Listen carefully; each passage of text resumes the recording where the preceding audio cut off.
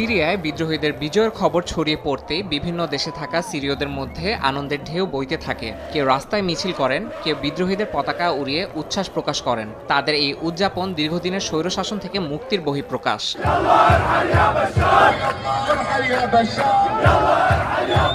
জার্মানির বার্লিনে সিরীয়রা পতাকা নিয়ে রাস্তায় নেমে উচ্ছ্বাস প্রকাশ করেন। যুদ্ধে দেশ ত্যাগ করা লাখ লাখ সিরীয় এখন জার্মানিতে বসবাস করছেন। তারা এই বিজয়ে নিজ দেশের নিরাপত্তা ও স্থিতিশীলতার প্রত্যাশা করছেন। আজকের এই দিন আমাদের জন্য বার্লিন প্রাচীর পতনের সমতুল্য। এটি আমাদের জন্য মুক্তির দিন। আমরা সিরিয়ার জনগণের পাশে দাঁড়ানোর জন্য জার্মানির প্রতি কৃতজ্ঞ। ভবিষ্যতে সিরিয়ায় ফিরে গিয়ে শান্তিপূর্ণভাবে সহযোগিতা চালিয়ে যাওয়ার আশা করছি।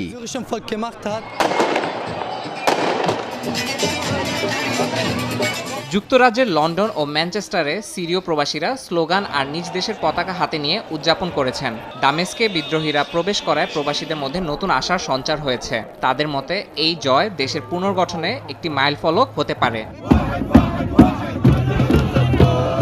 ঢাকঢোল পিটিয়ে ফ্রান্সের প্যারিসের রাস্তায় সমবেত হন শত শত সিরীয় নাগরিক। তাদের সবার হাতেও থাকে নিজ দেশের পতাকা। আসাদ সরকারের পতনের পর নিজ মাতৃভূমিতে ফিরে যেতে চাইছেন অনেকেই। তাদের প্রত্যাশা, নতুন সরকার আগের মতো নৃশংসতা চালাবে না।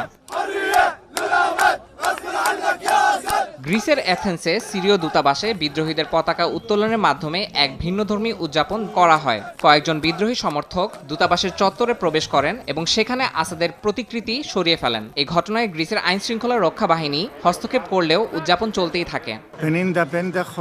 আমাদের আনন্দ ভাষায় প্রকাশ করা সম্ভব নয়। এত বছরের নির্মম স্বৈরশাসনের অবসান ঘটেছে, যা স্বপ্নের মতো মনে হচ্ছে। যদিও শাসক পালিয়ে গেছে, সে জনগণকে অসহায় অবস্থায় রেখে গেছে। এমন এক শাসক যিনি তার সহকর্মীদের প্রতিও কোনো দায়িত্বশীল আচরণ করেননি।